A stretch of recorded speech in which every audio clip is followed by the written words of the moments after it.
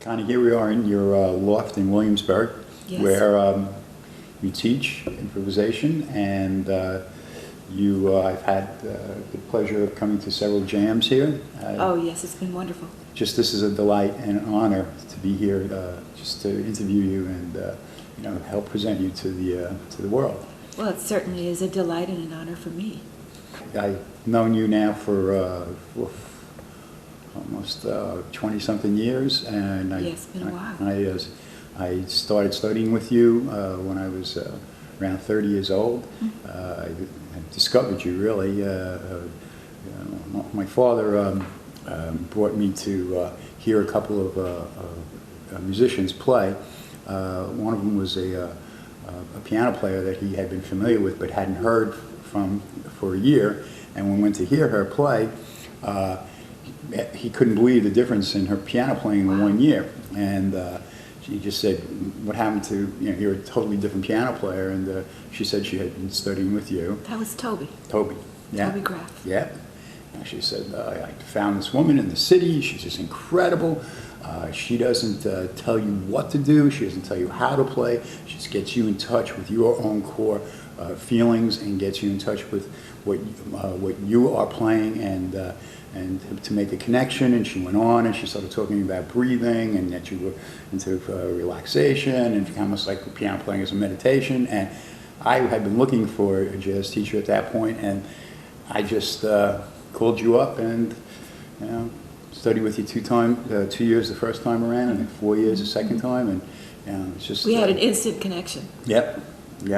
It's just because I actually was teaching breathing and relaxation and Yes. yoga through sports and stress management, so it was just a natural fit.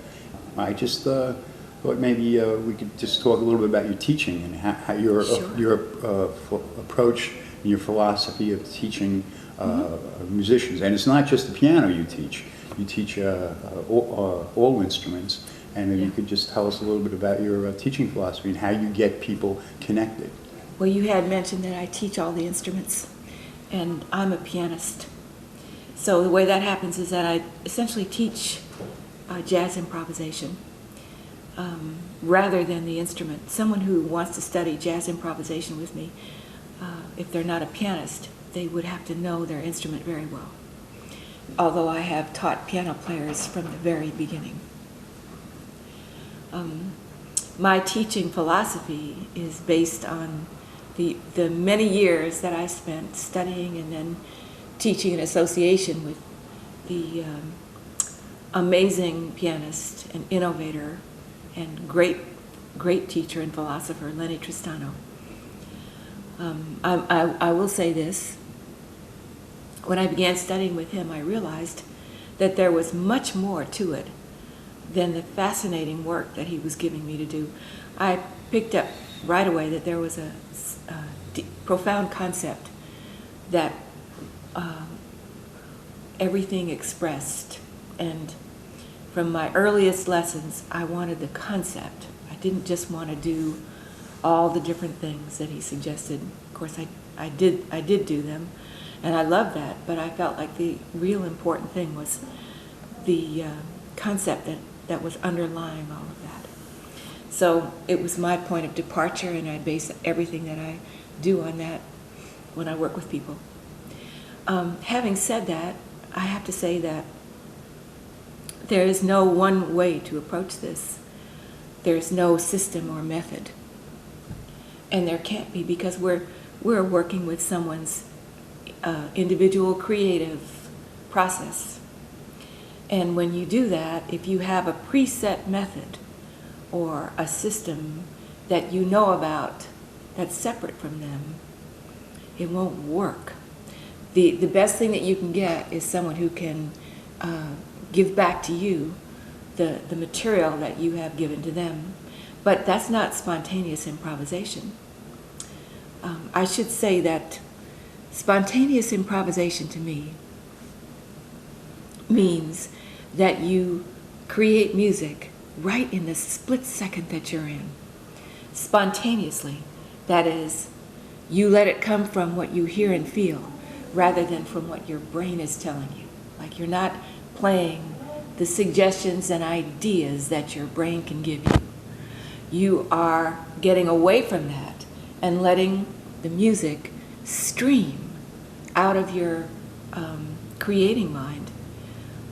The thinking mind can only be an impediment, actually. One of the things you have to learn is to develop the ability to let your creating mind have the entire moment, and all the music will be coming from that part of your mind. So, people are very different in this way. When I began teaching, one of the things that was so electrifying to me was to realize how extraordinarily different we are from one another. Yes, we have a common humanity. We love music. That's our common humanity, among other things. Given that, each one of us is a unique dimension of human reality. So I realized that right away when I began teaching. It's as if I would finish someone's lesson and one personal dimension would walk out of the door, and in through the door would walk a completely different dimensional reality. So early on I realized that I would have to be with the person as an individual and do that moment by moment, not just overall. So I'll get specific. If I have a great teaching idea, great musical idea, maybe it's great for me. Maybe it might be great for somebody else. But for another person, that idea can be a disaster. Now, if that's not enough, if something works very well for somebody 1 week, the very next week, that may be completely wrong. Because the creative process is very volatile. And it changes sometimes in an instant. So if I have a system or a method, I would not be able to be in contact with that kind of personal expression of the creative process itself. And this is how you teach improvisation. It's not really about the things that go into it. It's about somebody else's creative imagination. This makes teaching an enormous challenge. It also makes it an incredible joy. I know that I'm doing my job as a teacher, working with somebody, if that person really surprises me. And this is the nature of it. Everybody's learning process is different, and even it changes from week to week, in a way is what you're saying. And but the goal there, and the underlying concept that you were talking about, like getting from Lenny, and that I feel that I got from you, and I think that people get, is that they make some sort of connection to some aspect of themselves that enables them to play from that core intuition and instinct. As when I came to study with you, I came with the idea that I was going to learn how to play jazz.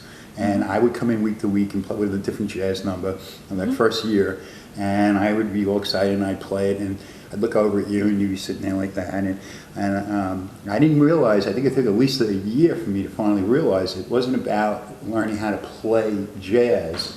It was more about learning how to get in contact and make a connection with my own musical instincts and intuition and just play me. Exactly.